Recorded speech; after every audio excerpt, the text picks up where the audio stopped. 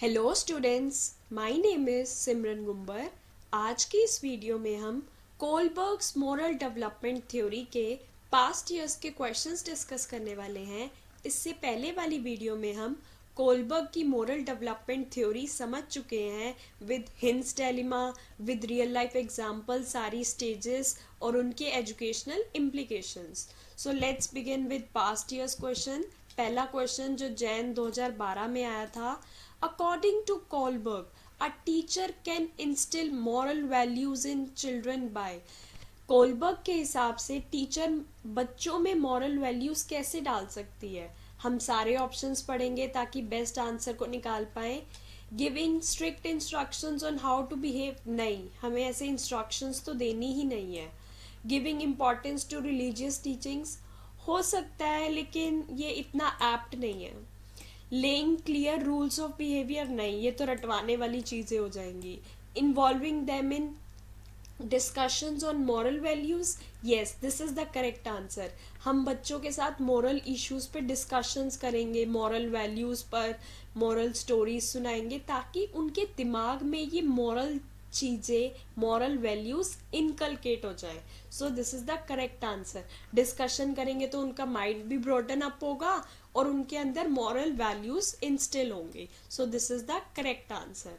Next question Feb 2015 में पूछा गया था, in Lawrence Kohlberg theory which level signifies the absence of morality in true sense. हमें पता है ना 3 लेवल होते हैं।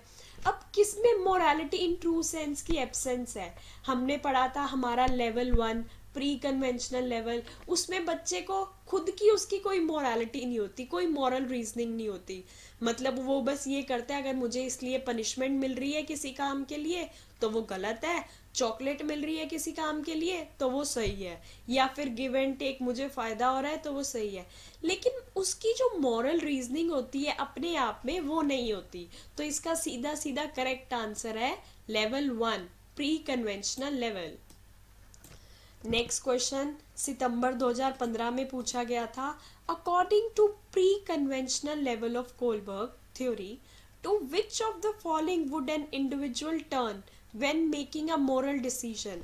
अब बच्चा जो प्री कन्वेंशनल लेवल में है वो क्या चीज़ों की तरफ मूव करेगा जब वो एक मोरल डिसीजन लेने वाला है। हम सारे ऑप्शंस पढ़ेंगे। पहला, पर्सनल नीड्स एंड डिज़ायर्स, नहीं, इतना अभी उसके अंदर उसकी समझ नहीं होती। इंडिविजुअल वैल्यूज, नहीं, अभी वो इतने बच्चे की मैच्योरिटी नहीं होती।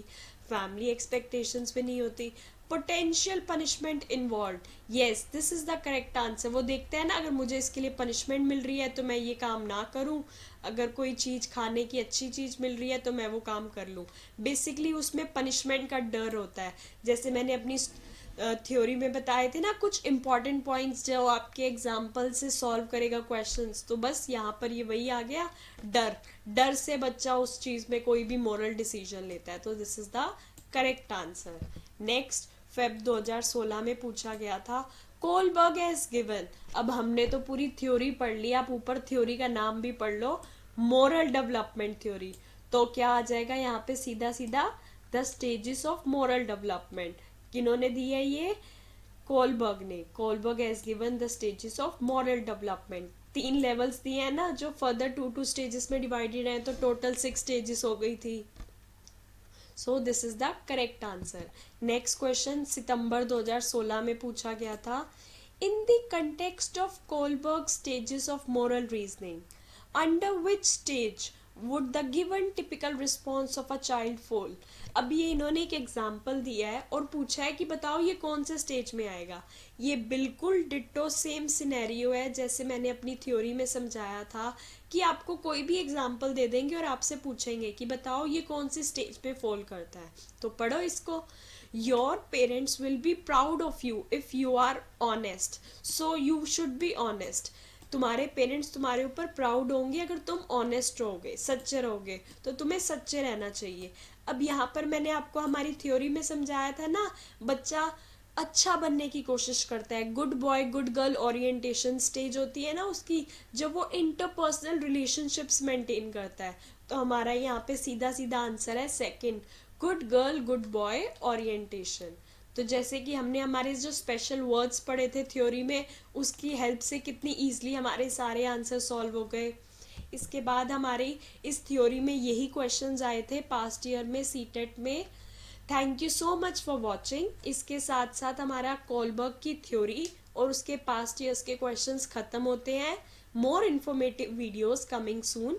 प्लीज़ लाइक, कमेंट बिलो आपको ये वीडियो कैसी लगी and subscribe to our channel.